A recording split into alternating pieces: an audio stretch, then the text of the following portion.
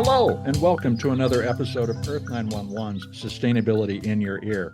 This is the podcast conversation about accelerating the transition to a sustainable carbon neutral society, and I'm your host, Mitch Ratcliffe. Thanks for joining the conversation today. Nutritional supplements are a familiar feature of the modern diet. In 2018, the Centers for Disease Control found that 57.6% of American adults had taken supplements in the past 30 days. These products come with environmental impacts, and one family of supplements, omega-3 oils, the healthy fats that about 20 million Americans take each month to support their brain and circulatory health, is responsible for the decline of the krill population in the Southern Ocean around Antarctica, as well as overfishing of pelagic fish, that's fish like anchovies and sardines, along the coast of Africa, which denies a food source for the people of that continent. You know, we spoke recently with Philippe and Ashlyn Cousteau about how omega-3 oil production relies on harvesting krill. These are tiny crustaceans that are responsible for capturing and sequestering massive amounts of CO2 from the atmosphere. Their life cycle is responsible for as much or more carbon sequestration as the Amazon rainforest. And as the Amazon declines in the face of drought, it's all the more important that we preserve the krill population in order to continue to draw down atmospheric CO2. Our guest today is Corinna Bellizzi. She is head of sales and marketing at Orlo Nutrition. They're an Icelandic nutritional supplement company that's growing algae to produce omega-3 oils and related supplements. This removes the need to harvest krill. And, you know, krill eat algae to produce the omega-3 oil that fishermen want to harvest. So essentially, Orlo's taking out the middleman. Orlo's production facilities are co-located with a geothermal plant in Iceland, allowing the company to use renewable energy and CO2 captured from the sky to feed its algae. The result is a methylated form of vitamin B12 that contains the same amino acids as beef. Algae grown in labs and ponds could be the basis for a food and nutrition revolution, so we wanted to dig in and learn a little about the details. Let's get into the conversation. You can learn more about Orlo at Orlo Nutrition. That's all one word, no space, no dash, orlonutrition.com. Welcome to the show, Corinna. How are you doing today? It's a beautiful day in Santa Cruz, California, so it couldn't be better. Well, that's a great place to be. It's a little cold and foggy in the Pacific Northwest, but I'm glad we're talking about what we're talking about. I just recently got my first package from Orlo, and I've been trying the program. It's really been impressive. You have a carbon negative product. It's inspiring. But I wanted to start off by asking, how did Orlo get its start? And why does Iceland seem to be on the cutting edge of sustainable business? It just, everything coming out of there is oriented to circularity. Well, I think that has everything to do with how our company really got its start in the first place. We have a parent company called Vaxa Technologies. The consumer-facing brand, the brand we sell, is Orlo Nutrition. But really, when we were looking for a space that we could grow our algae using sustainable resources and green energy, no place emerged like Iceland, frankly. You have a government that's aligned around trying to create circular economies that wants to be on the cutting edge of sustainability. They have an untapped, or rather tapped, resource of geothermal energy, which provides energy all day long, all night long, without having to worry about seasonality or temperature or whether the sun is shining or the wind is blowing. So they ultimately put a lot behind that. And I think also culturally, if you think about Scandinavians in general, you can step into Norway and find that they're putting, heating elements under the road that are all, keeping the snow from essentially solidifying in the winter, so they don't have to get out there and scrape it off, and, really kind of building in these systems and technologies to help a space grow. And so we really chose a spot where we knew that we could both be co-located with a geothermal plant, so we'd have an endless supply of energy there in Iceland, where we could utilize the CO2 waste stream from that plant, feed it to the algae so the algae can thrive, and where we would also have access to fresh water or brackish water to grow the algae strains we're growing that is pure, that doesn't have to tap into what would be drinking water, and that ultimately we know that we can trust to create the highest quality product possible, giving the light that we need with an endless supply of energy, 24/7 growth cycle, using clean water, And then having the support, of course, of the government there to really put capital behind the growth of these sorts of technologies. Geothermal is turning out to be an occasionally mixed blessing in Iceland. How's the volcanic activity potentially impacting the company? Well, it really isn't. Okay. And that's a bit of the surprise, right? You think, okay, well, that's right there on this essential crack in the crust to capture the energy that comes from those geothermal vents.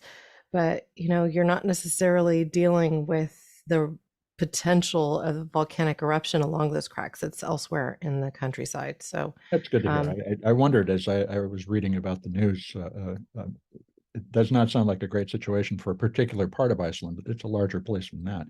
yeah. Can you describe what the bioreactor environment is like? Because it really, I've seen pictures of it, and it is truly futuristic. Yeah. So the algae itself thrives with two bands of light, blue light and red light. And what I was actually surprised to learn was that algae doesn't need to see UV light in order to grow. I had assumed that it would, but apparently UV light actually burns algae. And Hmm. so when you're growing algae in open ponds, you need to keep, that circular flow continually going so that the algae that reaches the surface gets enough light but doesn't burn and can kind of continue cycling through.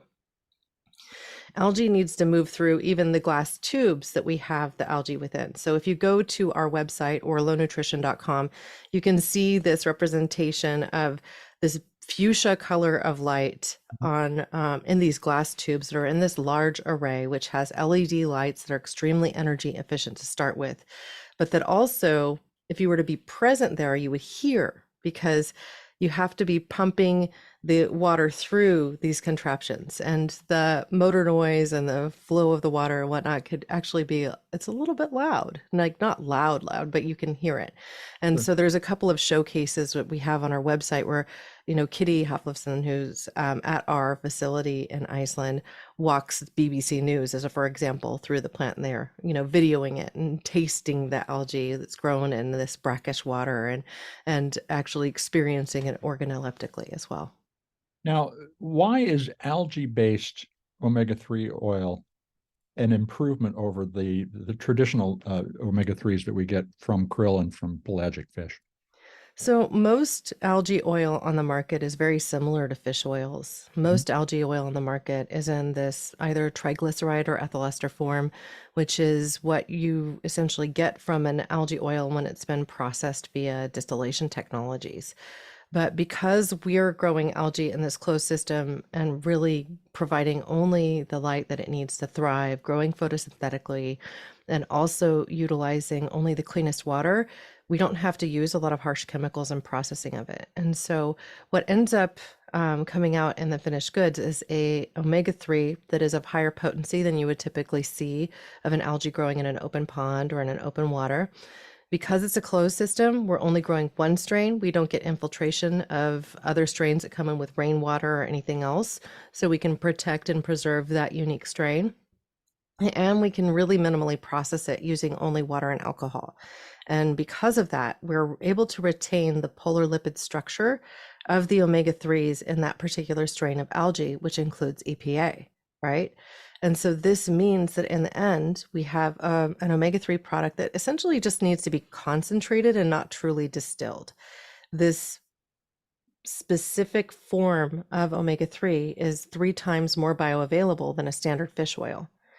And it's even more bioavailable than what you would see from krill oil. Krill oil has phospholipids, much like our product does, but it doesn't have glycolipids, which our product does. And glycolipids is essentially saying it's got a glucose back. And that's what's different about our specific strain of algae, is that we're providing both of these unique polar lipids, which are absorbed up to 3 times better in the human body, so that the omega-3s can get straight to work in your system. So you don't have a fishy burp, and it's just a different world. So essentially, the fish that we have been harvesting to create omega-3 oils digested the polar lipids, and we got what was left over. So you're really you took the middleman out of the picture. Yeah, we really did. And there's, in my mind, really at this point, no reason to go to fish for fish oil anymore. We still know that we overharvest many of the oceans around the globe, and we may have something like Marine Stewardship Council or Friends of the Seas certifying these different oceanic waters, but they don't truly patrol them. And one of the challenges that you face is that in each of these areas, they can be subject to pirate fishing, which means people coming in and illegally harvesting their waters. And that can mean that the health and tonnage of the sea drops.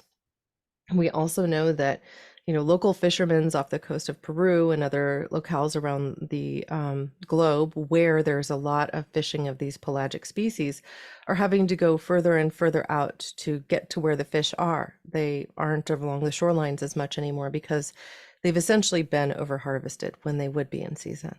And so we know that if we were to tell people everyone in the world needs omega-3, you should all go consume a fish oil product, there wouldn't be enough fish in the sea. And that's the hard, cold truth. So we should go to algae. Now, you're feeding them CO2. Is that all they need to consume in order to produce a crop?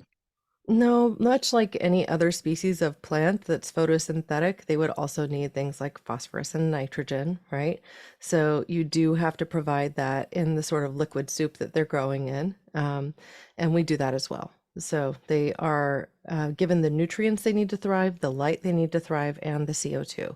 And what's really interesting about the CO2 as well, because those bubbles bubbling through the closed system, they don't get released into the atmosphere, right? They therefore are kept, and that product can essentially be carbon neutral or even carbon negative. Now, those bubbles also tend to work to kind of scrub the inner tubes to prevent the algae from adhering to the surface of the glass tubes. And so ultimately, it serves a dual purpose. It's not only providing nutrition, but it's also providing a way to clean and make sure that those the photobioreactor works as well as possible all the time. So as I read, you're actually preventing 1.1 kilograms of CO2 emissions per order. So each 30-day supply. Is this a carbon neutral or negative product at this point? And is the company carbon neutral or negative at this point? Well, we actually have carbon credits to sell, so we are carbon negative. Congratulations. Yeah, it's a hard thing to do, but one of the things that we've really led with is our ability to ultimately prevent people from having to consume a product that is less responsible. We work really hard with our packaging and with each step of the way are the decisions that we make to try and make the product as functional as possible and with as little waste as possible. So, we're using post-consumer recycled plastic in the pouches.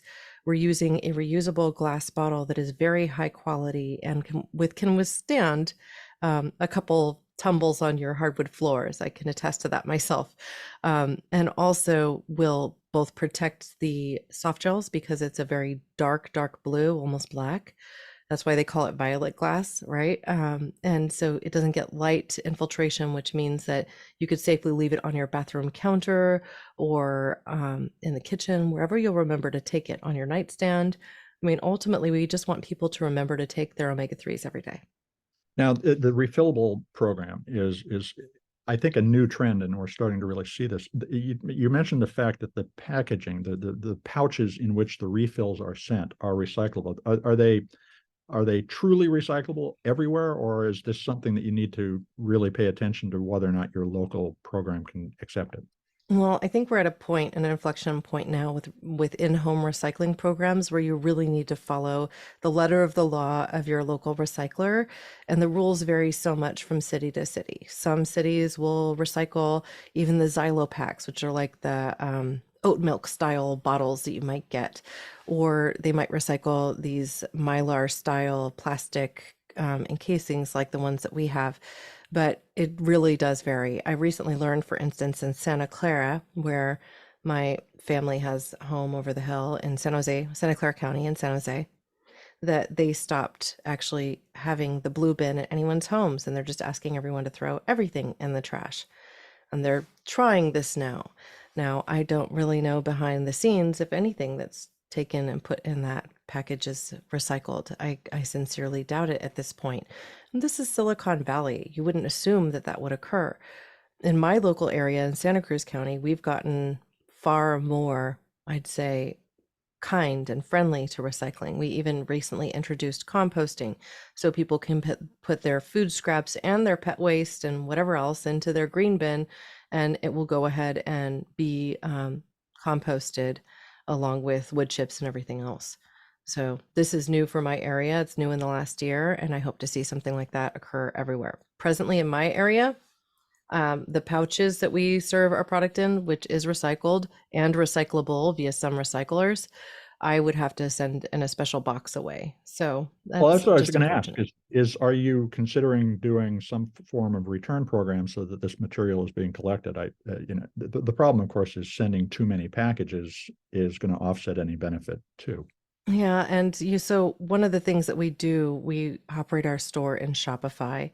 And so people, when they buy from our cart, there's also an offset to shipping, which automatically is calculated through. So that's one of the benefits of running a shop cart through Shopify.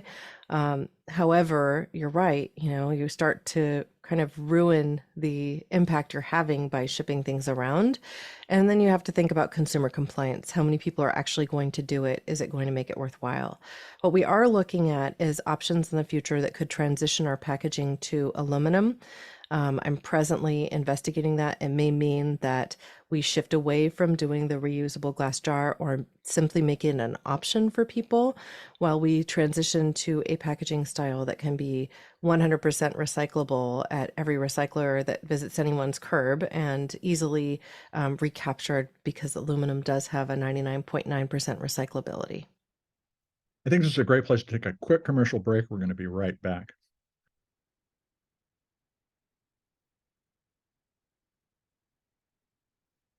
Now let's get back to the conversation with Corinna Bellizzi. She is with Orlo Nutrition, and we're talking about algae-based omega-3 nutritional supplements. I'm always surprised by the fact that we don't get enough omega-3 oils, particularly in the northern diet. Why is that? What is our diet missing? Frankly, our diet is missing 2 to 3 servings of fish a week. And so most people do not consume that. And even when they do these days, they're likely to be consuming a fish that was farm raised. Mhm. And our farm raised fish these days is fed everything from soy to corn, which is kind of astounding to me and something I recently learned when interviewing a Norwegian investigative journalist that dug into salmon farming off the coast of Norway. Simon Sater. That's correct. He was on the show about 6 weeks ago. He's incredible. Yeah. And I did not realize that they were actually feeding them soy and corn. Now, soy and corn are both sources of omega-6. Mhm. And so it's no wonder that even our farmed salmon doesn't truly have a good level of omega-3 to omega-6 ratio anymore. So we're consuming fish thinking we're doing ourselves right, and we're getting more of a balance of these two fats and not as much of the omega-3. So really, the only way to ensure that you're getting consistent and high levels of omega-3 in your diet is to consume something like sardines and anchovies, which aren't farmed and which are wildly sourced. Most Americans don't do that. You might, if you're living in Scandinavia and you consider these things like they're candy practically. You're eating your herring and you're having your salmon roe or fish roe in a tube, almost like toothpaste, and putting it on a cracker. I mean, that's common in their culture, but we don't do that here. And so we're not getting that. Plant-based omega-3s, that's flax and also other sources like chia seed, they don't create the omega-3s EPA and DHA. And our bodies have a hard time making EPA and DHA from these plant-sourced omega-3s. But algae specifically creates the EPA and DHA that are more bioactive in our body. That's what our bodies need. That's what we would get when we consumed wild fish, right? And so the balance is off. We're eating a lot of soy, we're eating a lot of seed oils, and those all give us omega-6, but they don't provide omega-3s. Now, one of the cool things about the first package that I received is it included an omega-3 index test, and I haven't sent it off yet. I just literally began this program this week. How does it work, and what's it going to tell me about how to change my diet? Well, you're talking about our Tested by You program, which we're doing for a limited time and running through the holiday season as well. And what we're doing here is through kind of a partnership with another third party company called Omega Quant. They produce the test kits, it's not ours. These test kits have been used in all sorts of research from leading institutions, from Harvard to Stanford to, the Mayo Clinic. They've all conducted incredible research with this. And what the omega-3 index test shows you is what your actual tissue levels are of EPA and DHA with reference to your saturation so that you can see how much omega-3 you have in your system. A healthy level is considered above 6% omega-3 index level, but most people are below 4, frankly, and especially vegans and vegetarians because they aren't consuming fish or other animal meats that might contain some omega-3. If you eat wild, if you're a hunter and you're eating deer and things like that, the deer are eating all sorts of vegetation. They actually have better level of omega-3 than most terrestrial animals. But just generally speaking, if you're not consuming fish 3 times a week, your levels are going to be lower. You want to push up even from that 6% to 8 to 12% if you can. Because what we see when you get to 8% saturation level, there was this multi-year, multi-generational study called the Framingham study, which was conducted in Massachusetts area, is still ongoing, right? That basically shows that when people get to an 8% or better level in their system, that they have a significant drop in all-cause mortality. And so I don't know about you, but I want to see all-cause mortality drop. Getting to that 8% is like this guiding light. And as somebody who stopped consuming fish for all of the reasons we've already talked about, when I take just 2 soft gels a day without getting other omega-3 sources that are direct sources of EPA and DHA, I'm at about a 6.5%. So I have to double my daily dose, not consuming fish, right, in order to get to 8% plus. But I'm able to see that by taking our omega-3 index test, actually verify what my present levels are. And then after 4 months of this subscription, you get a second test so you can verify where you are after 4 months of supplementation. So if, for instance, you made a similar choice and stopped consuming fish, your levels might stay somewhat constant, but you'd at least know where you are and then be able to make an adjustment that's unique to you and your body. So our intention is both to help people increase their omega-3 index level, but also give them the tools necessary to manage their health. Now, this is a limited time program. It's $100 worth of tests. We also have decided to sell the test on our website. So if somebody wants to come and check it now, they can go ahead and do that. And it's just available for $50, the same that it would be if you went directly to Omega Quant. Now, given the need for more omega-3 oils in the Western or Northern diet, could we scale up algae-based production enough to provide supplements for all? I mean, the simple answer is yes. It's How so? scalable. How Algae so? grows. What would we need to do in order to do that? Is that regional facilities, or does everything need to be in Iceland with access to renewable energy? I'd say there's no reason to say it has to be at any particular spot. You need access to grow algae the way we're growing it. You'd need to create a photobioreactor. You'd need a consistent source to clean water. You'd need a consistent source to green energy in order to be able to retain this carbon neutrality and carbon negativity, right? But that could be done. And it's possible even to continue scaling our operations in Iceland. So we don't really see a limitation. We know that we can continue to grow and support our sales. Algae is able to grow 24/7. When you optimize its growing conditions, it doubles its weight every 2 days. So that's literally an exponential growth. So this is also a water intensive process. Are you reusing water in order to lower the overall environmental impact? Yeah, all the water can be reused and recycled. So you have to think about it. You're essentially dewatering the algae in order to concentrate it. So when you dewater it, you're evaporating off, but you can collect that. You can actually reuse all of that. It's essentially the same quality over and over. And the parent company, Vaxa Technologies, is a biotechnology company, and there are a lot of applications for algae-based oils, such as making bioplastics and other forms of food supplements. Are they exploring those areas as well?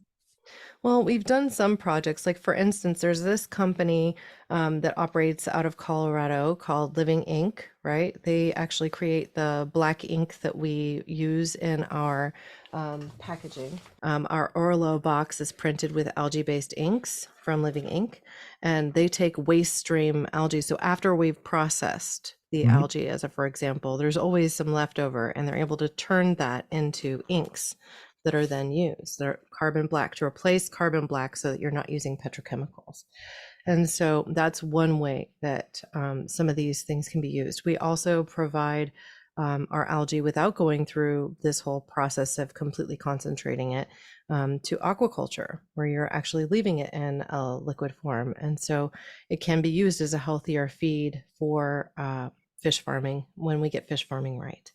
Now, I know you and I might have opinions on that, especially after talking to Simon, but Yeah, that's we're getting it right is going to be hard. But if right. we were to feed them algae, I mean, that would go a long way to eliminating a lot of the basic problems. And then there's sea lice. Yeah, I know. And then there's sea lice, and then there's all the chemicals we're throwing in the water. You know, I read this book long ago called For Fish, which I'm sure that you have also been exposed to, which essentially postulated that we've chosen the wrong four fish to farm, being that they are, and some people don't know this, but we farm tuna. Most of the tuna that you eat on your plate is farmed. So you have tuna, you have salmon, you have cod, and what was the last one? Sea bass, right? And so these fish require large open bodies to swim Sure. around in. And when we try to farm them, we limit their exposure to large open bodies. I mean, they're essentially kept in pens, CNET pens, and like a lot of animals, when you try to over concentrate their existence, they tend to suffer. And You know, so we have managed to build CAFOs of the sea, that's the exactly right. concentrated animal farming operations that produce Unfortunate. so much pollution.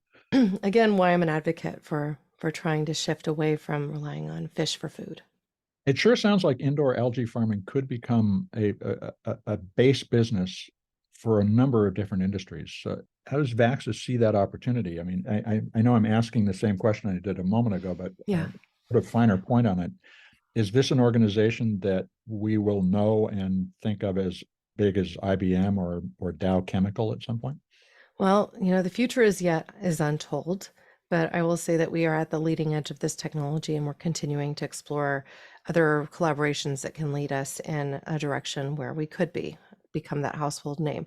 On the Vaxa Technologies website, which is simply vaxa.life, and that's VAXA.life, you can actually see a comparison to the Wright brothers getting a plane to fly for the first time. And that is how we feel about what we're doing.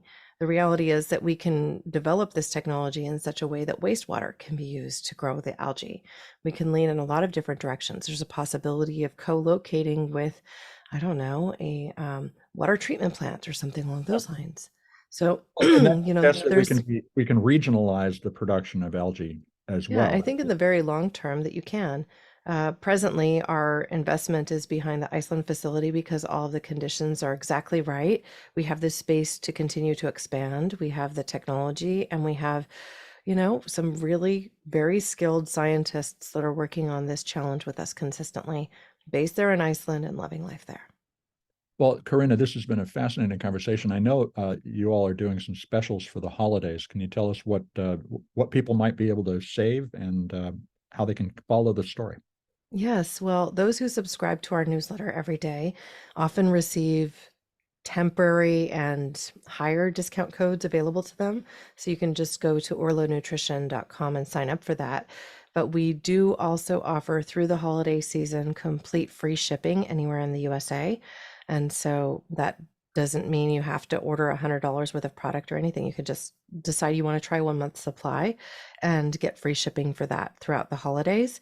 And our temporary discount levels are likely to hover between 10 and 20% depending on when you hear this. Now, that being said, you can subscribe every day and get that 15% off discount. And the Tested by You program does provide 2 additional omega-3 index tests within your first 6 months of subscription. I'd also love to offer your community a bonus discount, so they can just use the coupon code Earth911 at checkout and get an additional 10% off. So that removes, hopefully, all the barriers to entry if you're curious to try. Well, thanks for sharing that. And I'm sure everybody who's listening is going to enjoy trying it out. But Corinna, it's been a really interesting conversation. Thanks for spending time with us today. Oh, thank you so much. I've enjoyed being here.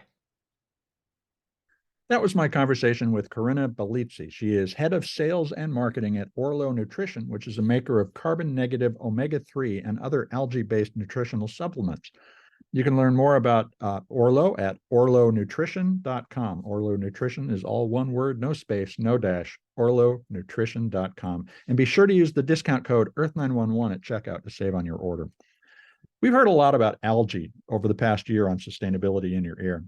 Algae oils are the basis for better nutritional supplements compared to those made from fish because the fish use the most bioactive lipids in their bodies and therefore leave us less of the omega-3 oils for our use. And the same oil can be the basis for biodegradable plastics and foam, as we learned earlier this year when we were talking with Algenesis about their biodegradable footwear. In short, we can replace a lot of industrial processes like the overfishing of the sea and the production of fossil fuels with algae-based alternatives. The challenge will be scaling up production. Orlo's Icelandic facility is a template for regional production hubs that could spring up around the world. But to match its carbon negative performance, we will need abundant wind, solar, or geothermal sources of energy in each location where indoor algae farming is needed. Another alternative is outdoor algae pools, and that might be very effective in the global south, for instance, but these can be contaminated by rainwater or local sources of pollution, so we have to be careful. Indoor production of algae or food, like fresh produce, remains a bold new frontier that we'll continue to track here on the show. And I hope you'll take a moment to share this show or any of the more than 440 interviews we've done with your friends, your family, and your coworkers.